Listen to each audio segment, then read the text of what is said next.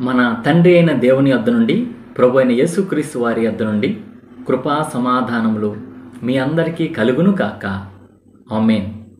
October నెల 15వ తారీఖు కొరకై ఏర్పాటు చేయబడిన ఎడారిలో సెలయేర్లు అనుదిన ధ్యాన భాగమును చదువుచున్నాను. వాక్య భాగము: వాళ్ళు పగలగొట్టబడడం వల్ల శుద్ధులవుతారు. యోబు గ్రంథము 41వ అధ్యాయము 25వ వచనము. స్వేచ్ఛానువాదం ధ్యాన భాగమును చదువుచున్నాను. పగిలిన వస్తువుల్ని, మనుషుల్ని దేవుడు తన సంకల్ప సిద్ధికి ఎక్కువగా వాడుకుంటూ ఉంటాడు. ఆయన స్వీకరించే బలులు ఏమిటంటే విరిగి నలిగిన హృదయాలే. పెనూయేలు దగ్గర యాకోబు మానవ శక్తి అంతా విచ్ఛిన్నమైనందువల్లనే దేవుడు అతడిని ఆత్మవస్త్రాలతో ఆదరించాడు. హోరేబు దగ్గర మోషే కర్రతో రాయిని బ్రద్దలు చేసినందువల్లనే ఎందరో దాహం కొన్న వాళ్ల కోసం చల్లని నీళ్లు వెలువడ్డాయి. గిద్యోను నాయకత్వంలోని 300 మంది సైనికులు తమ కుండలను పగలగొట్టినప్పుడే, అంటే తమను తాము బ్రద్దలు కొట్టుకున్నట్టు, లోపల ఉన్న వెలుగు బయటపడి శత్రువుల్ని కంగారు పెట్టింది. పేద విధవరాలు తనకున్న కొద్దిపాటి నూనెను బయటకు పోసినందువల్లనే దేవుడు ఆమె అప్పులన్నీ తీరడానికి, ఆమె జీవనోపాధికి చాలినంతగా ఆ నూనెను ఆశీర్వదించాడు. ఎస్తేరు తన ప్రాణాలకు తెగించి రాజు సముఖానికి వెళ్ళే కట్టడిని అధిగమించినందువల్లనే కదా తన జనాంగాన్ని మరణం నుండి కాపాడుకోగలిగింది.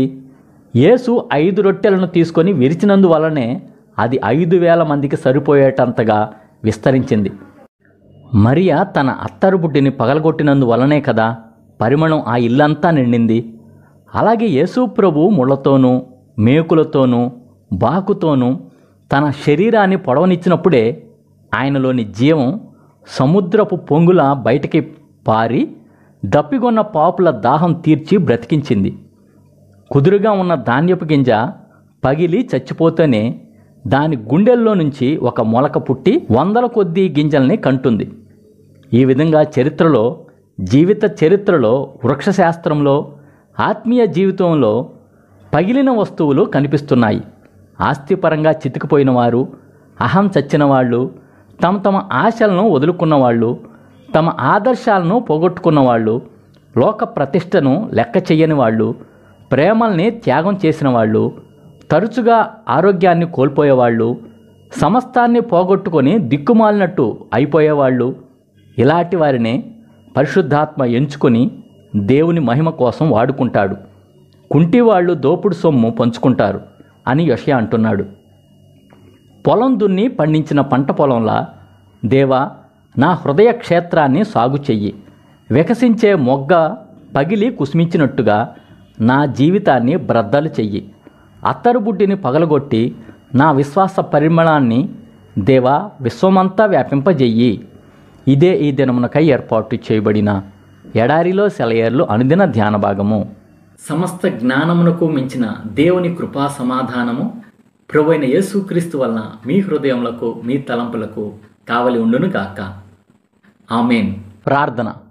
పరిశుద్ధుడా, ప్రేమ కలిగిన తండ్రి, జీవం కలిగిన దేవా, మా కొరకిచ్చిన మరి యొక్క మంచి వర్తమానం బట్టి వందనములు స్తోత్రం తెలుసుకుంటున్నాం తండ్రి. అయా, విరిగి నలిగిన మనసు నీకు ఇష్టమైన బలి ప్రభువా. అయా, మాకందరికీ కూడా ప్రభువా విరిగిన మనసు, నలిగిన మనసు, అయా విధేయత, వినయము, దీనత్వం కలిగిన మనసు మాకు దయచేయమని వేడుకొంచున్నాం తండ్రి. మాలో ఉన్న అహంకారాన్ని, గర్వాన్ని తొలగించమని వేడుకొంచున్నాం తండ్రి. దేవా, ఎడారిలో సెల్లేలు వించున్న నీ బిడ్డలో ఎవరెవరైతే ప్రభువా ఇలాంటి మనసు కలిగి ఉన్నారు, అహంకారం కలిగి ఉన్నారు, దుర్మార్గత, అయా తండ్రి గర్వం కలిగి ఉన్నారు ప్రభువా, ఈ సమయంలోని యేసుక్రీస్తు నామంలో గర్వం నలగొట్టబడునుగాక, విరగొట్టబడునుగాక అని ప్రార్థన చేస్తుండగా ప్రభువా, అయా నీకున్న స్వభావం, వినయం, విధేయత, దీనత్వం ప్రభువా మేమందరం కలిగి ఉండి మా ఆత్మీయ జీవితంలో, భౌతిక జీవితంలో వర్తిల్లే కృపాధన్యత మాకందరికీ దయచేయండి అయ్యా. ఈ దినమున ప్రత్యేకంగా ప్రభువా ఆర్థికంగా కృంగిపోయిన వారి గురించి, అప్పుల బారిలో ఉన్న వారి గురించి ప్రార్థన చేస్తున్నాం ప్రభువా. అనేకులు తండ్రి ఇలాంటి సమస్యలతో ఉన్నారు ప్రభువా. కనికరంగా తండ్రి వారి యొక్క ఆర్థిక ఇబ్బందుల నుంచి నీవే లేవనెత్తమని వేడుకొంచున్నాం తండ్రి. దేవా, నీ యొక్క ఐశ్వర్యం చొప్పున వారికి ఉన్న ప్రతి విధమైన అవసరత అక్కడ తీర్చి ప్రభువా. అయా తండ్రి వారు ఆ యొక్క అప్పులో, ఊబిలో నుంచి విడిపించబడి ప్రభువా నిన్ను ఘనపరిచే బిడ్డలుగా, నిన్ను మహింపరిచే బిడ్డలుగా వారికి సహాయం చేయమని వేడుకొంచు ప్రభువా. అలాగున అసమాధానంగా ఉన్న కుటుంబాలు ఉన్నాయి ప్రభువా. భార్యాభర్తల మధ్య అసమాధానం, అయా తండ్రికి బిడ్డలకి మధ్య అసమాధానం ప్రభువా, అన్నదమ్ముల మధ్య అక్క చెల్లెండ్ర మధ్య అసమాధానం ఉంటే ఈ సమయంలోని యేసు క్రీస్తు నామంలో వారికి సమాధానం కలుగునుగా కానీ ప్రార్థన చేస్తుండగా ప్రభువా, సమాధానం దయచేయమని వేడుకొంచున్నాం తండ్రి. అలాగున ప్రభువా, ప్రతి ఒక్కళ్ళు ప్రభువా కుటుంబ జీవితంలో అయా నీకు మొదటి స్థానం ఇచ్చి వర్ధిల్లే కృపా ధన్యత ప్రతి ఒక్కళ్ళకే దయచేయమని, ఈ దిన దీవెనలతో ఆశీర్వాదాలతో ప్రతి ఒక్కళ్ళని నింపమని నజరేయుడని యేసుక్రీస్తు వారి ఘనమైన నామంలో ప్రార్థిస్తున్నాము తండ్రి. ఆమేన్. మన తండ్రి అయిన దేవుని యొక్క ప్రేమ, ప్రభు అయిన యేసుక్రీస్తు వారి కృప, పరిశుద్ధాత్మ యొక్క అన్యోన్య సహవాసం సదా మీ అందరికీ తోడై ఉండును గాక. Amen. Praise the Lord. Shalom.